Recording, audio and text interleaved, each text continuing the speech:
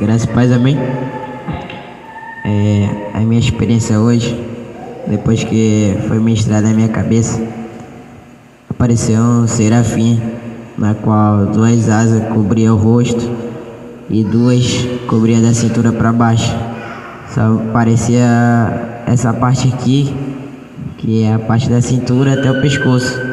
Só que era tudo muito branco, não dava de ver nenhum formato do abdômen, do físico, nada dele, não dava de ver nada.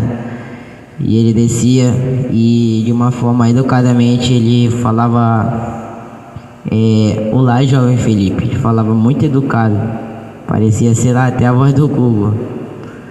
E eu dizia olá.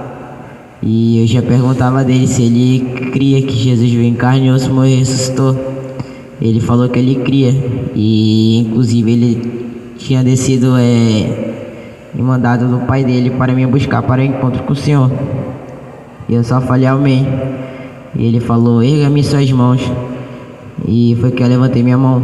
E quando ele pegou nela, eu subi poucos metros do chão. E aí eu já apareci numa sala toda branca. E dessa vez ela tinha umas pedras que parecia ser diamante. Não sei dar o nome certo. E eu só ficava dando glória naquela sala. E quando demorou muito, apareceu uma luz que ela iluminava tudo. Se eu olhasse, eu tinha uma plena convicção que eu ia ficar cego lá, pois era muito forte. E eu só fechei meus olhos e me prostrei no chão, com a cabeça erguida no chão. E foi que ele falou assim: filho meu. Eu falei: pois não, meu Senhor. Ele falou que por um momento a ira dele ia descer sobre a minha vida, e por outro momento houve arrependimento em cima da hora. Mas ele aceitou, pois ele viu a pureza do meu coração. E depois de um tratamento, só eu e ele, no final ele falou assim: filho, eu vou te mostrar algo. E eu falei: eu posso saber o que é? Ele falou: você vai ver, você já ouviu falar, mas não conhece. E eu não falei nada. Foi que ele me levou até o inferno. Só que lá no inferno os demônios não me viam. E era como se eu estivesse flutuando. Eu também não sentia temperatura, eu não sentia nada. E eu vi uma mulher sendo torturada. Uma mulher, ela não era nem branca nem morena, acho que ela era intermediária. E ela era meio bochechudinha assim, e tinha um cabelão. O cabelo dela, acho que batia no joelho dela. Cabelão. Essa mulher, ela era bonita. E ela apanhava muito lá. E aí o Senhor me falava que essa mulher tinha por nome de Rebeca Brown. E ele falou que essa mulher era muito especial para ele. Que ele tinha muito, como posso falar, ele tinha prazer em usar ela. Essa mulher, ela era muito usada por ele. E o Senhor amava muito. E já estava tudo esperando ela no céu. Já tinha a casa dela, a coroa dela. A coroa dela tinha muitas pedrinhas. E uma brilhava mais que a outra. E já estava tudo preparado para a morada dela no céu. E o Senhor falava que por mínimos detalhes dessa doutrina, ela ficou. Por mínimos, coisa muito assim que a gente nem imagina que ficaria por causa disso. Mas infelizmente ela ficou. E o Senhor falou que o coração dele se entristeceu, pois ele é o Senhor, como posso falar, não sei as palavras certas, pois eu tô meio nervoso também. E é algo que eu não imaginava que estaria lá. E depois disso ele me trouxe de volta. Ele falou que era para falar para a igreja dele, que era para vigiar e para tomar cuidado, que nos mínimos detalhes vai ter muito crente que vai ficar. Ele falou que pode ser a pessoa mais cheia da unção na terra, pode ser a pessoa mais usada, pode ser a pessoa que pode fazer um paralítico andar. Pode ser muito usada por ele, mas ele usa, mas nos mínimos detalhes vão ficar. E a palavra está sendo pregada. Ouve quem quer, quem tem ouvidos ouça, que o Espírito tem a falar à igreja. E depois disso aquela luz se apagou. Quando ela se apagou, minha alma voltou. E foi essa a minha experiência. Até tremendo.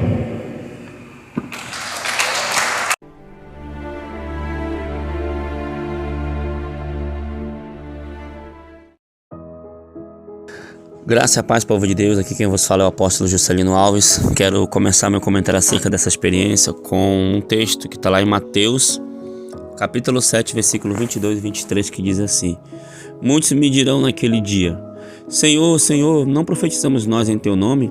E em Teu nome não expulsamos demônios? E em Teu nome não fizemos muitas maravilhas? E então lhes direi abertamente: Nunca vos conheci. Apartai-vos de mim, vós que praticais a iniquidade. Irmãos, eu confesso para os irmãos que foi muito difícil para mim, né, ouvir essas palavras, ouvir essa experiência do Felipe, né, porque a Rebeca Brown para mim era uma referência, né, de batalha espiritual. Os livros dela, meu Deus, me edificaram muitas coisas que tinham nos livros dela. Eu fiz prova de Deus, né, e o Senhor confirmou que era o Senhor, né, todo o tempo o Senhor confirmou que era Ele.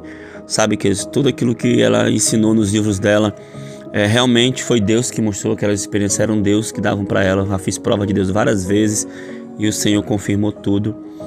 Sabe, queridos, e saber, né, que ela perdeu a salvação por mínimas coisas, sabe, dá uma tristeza muito profunda e até também um certo medo, né? Eu após o arrebatamento, né, após o Felipe terminar a oração, o Felipe me procurou e disse assim: olha, tio, na hora que o anjo falava assim para mim, né,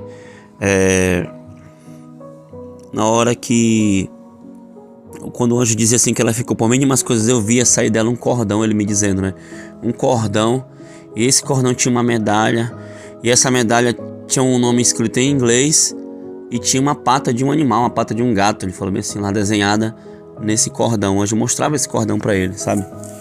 Então talvez tenha sido a vaidade do cordão ou a idolatria a algum animal, não sei, irmãos.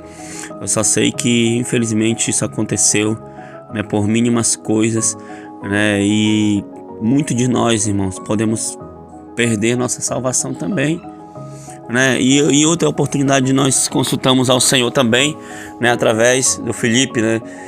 Porque bateu aquele questionamento. A pessoa ela tinha tanta revelação, né, sobre batalha espiritual, tanta revelação, né, era arrebatada, ia no céu e inferno, conversava com os anjos assim como se estivesse conversando com uma pessoa, e ficou esse questionamento na minha cabeça: Senhor, mas o Senhor não revelou a doutrina a ela? O Senhor não revelou a doutrina a Mary Bex também? Sabe que a gente vê, né, as vestes, a gente vê, né, a questão né, os adereços. E aí, né, o Senhor respondeu, irmãos. O Senhor disse assim: eu revelei a doutrina a todas elas, mas elas só queriam obedecer pela metade. Olha só, irmãos, pela metade. Algumas coisas sim, outras coisas não. Eu largo o brinco, mas não largo a maquiagem. Eu largo o batom, mas não largo a sombra. Sabe, queridos?